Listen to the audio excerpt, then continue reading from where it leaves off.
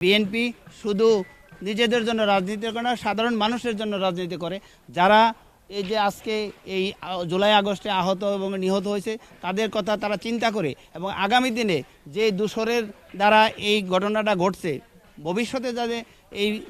দূষররা আর এই দেশে না আসে এবং সেই ব্যবস্থা করার জন্য সাধারণ মানুষকে সচেতন করার জন্য আমাদের ভারপ্রাপ্ত চেয়ারম্যান জনাব তারেক রহমান এই অনুষ্ঠানের আয়োজনটি করেছে, যাতে করে বিএনপির পক্ষ থেকে তাদেরকে সম্বর্ধনা দেওয়া হবে, তাদের বিভিন্ন ধরনের সাহায্য সহযোগিতা করার চেষ্টা করা হবে ইনশাল্লাহ। যেহেতু আমাদের আশুলিয়াতে 6 জন মানুষ পুরাইয়া মারা হয়েছে,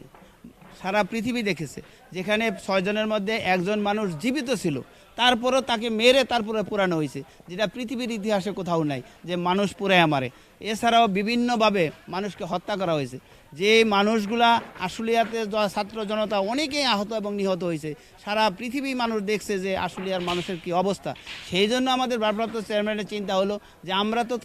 তাদের পাশে দাঁড়াতে পারি, অন্য কিছু নাই করতে পারি, অন্তত পাশে দাঁড়িয়ে বলতে পারি যে আমরা আপনাদের এই দুঃখের অংশীদার বা ভাগিদার যেটাই বলেন, আমরা তাদের সাথে থাকতে চাই। আমরা আমাদের তরফ থেকে, আমাদের দলের পক্ষ থেকে আমাদের ভারপ্রাপ্ত চেয়ারম্যান বিভিন্নভাবে সাহায্য এবং সহায়তা করবে এবং যাতে করে আগামী দিনে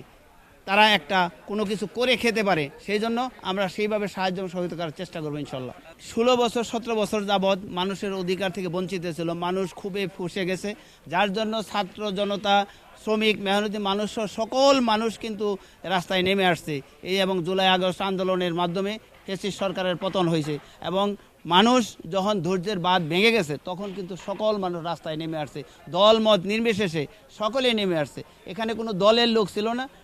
কোনো মতের লোক ছিল না, সকলেই এই স্বৈরাচারের পতন চেয়েছে এবং সেই হিসাবে স্বৈরাচারের পতন হয়েছে। এই জন্য আমাদের ভারপ্রাপ্ত চেয়ারম্যানের বক্তব্য হলো যেন স্বৈরাচারের চলে গেছে, স্বৈরাচারের দূষররা যেন পুনরায় ঘুরে না আসতে পারে, সেই জন্য আমাদের এই উদ্যোগ। আমাদের ভারপ্রাপ্ত চেয়ারম্যান জনাব তারেক রহমান আগেই বুঝতে পারছে, যার জন্য বলছে যে পরবর্তীতে আমাদের ভারপ্রাপ্ত চেয়ারম্যান জনাব তারেক রহমান 1 দফার দাবি দিয়েছে যে এই স্বৈরাচারের পতন চাই এবং সেই হিসাবেই স্বৈরাচারের পতন হয়েছে। 6 জন মানুষ পুড়িয়ে মারছে, সেই পুরানোর যে ঘটনাটা, সেই চিত্রটাও আমরা মানুষকে দেখাতে চাই, তারা কিভাবে মানুষ পুড়িয়ে মারছে সেই চিত্র এখানে প্রদর্শন করা হবে এবং তাদের বিভিন্ন যে ছবি আছে সেই ছবি এখানে দেখানো হবে এবং সেই জন্য আমরা চাই যেটা এই আন্তর্জাতিক ট্রাইব্যুনালে এই বিচারটি 6 জন পুরার বিচারটি চলতেছে, এর বিচারটা যেন দ্রুত গতিতে সম্পন্ন হয়, যাতে করে মানুষ দেখতে পারে যে শেখ হাসিনা সহ আমাদের এই যে প্রশাসন, পুলিশ প্রশাসন এবং নব্য সাংসদ যিনি বিনা ভোটের সাংসদ সে সহ এই মামলার আসামি, রাজীব সমর সহ এরা এই মামলার আসামি। তারা এই মামলায় যাতে দ্রুত গতিতে বিচার হয় এবং মানুষ যেন দেখতে পারে যে এই মানুষ মারার ফল কি হয়।